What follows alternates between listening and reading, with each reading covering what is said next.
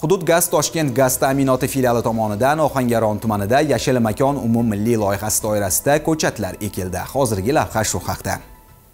Kuz faslining sermahsul kunlarida yurtimiz bo'ylab Yashil makon umummilliy loyihasi keng ko'lamda davom etmoqda. Ushbu tashabbus nafaqat hududlarni obodonlashtirish, balki ekologik muvozanatni yaxshilash, kelajak avlod uchun yanada sog'lom va yashil muhit yaratish maqsadiga xizmat qiladi. Shu bois 2025-yil 8-noyabrdan boshlab kuzgi mavsum uchun dolzarb 1 yillik e'lon qilinib, barcha hududlarda ko'chat ekish ishlari jadallik bilan yo'lga qo'yildi. Ohangaron tumanining katta yo'l bo'yida ham ana shunday ezgu tashabbus doirasida ko'chat ekish tadbirlari o'tkazildi. Bu yerda o'ziga xos hashar ruhida tashkil etilgan jarayonda respublikadagi turli vazirlik va idora vakillari, shuningdek mahalliy mutasaddilar faol ishtirok etishdi. Hudud gaz ta'minot aksiyadorlik jamiyatiga biriktirilgan hududda 2200 dan ortiq manzarali daraxt ko'chatlari ekildi. Ushbu ko'chatlar kelgusida yo'l bo'ylab tabiiy soyabon hosil qilib, atrof muhitga musaffolik bag'ishlashi, shahar ko'rkini yanada oshirishi kutilmoqda. Hashar jarayonida Hudud gaz Toshkent gaz ta'minot filiali hamda tuman va shahar gaz ta'minoti bo'limi xodimlari faol qatnashib, o'z hududlarini ko'kalamzorlashtirishga munosib hissa qo'shdi.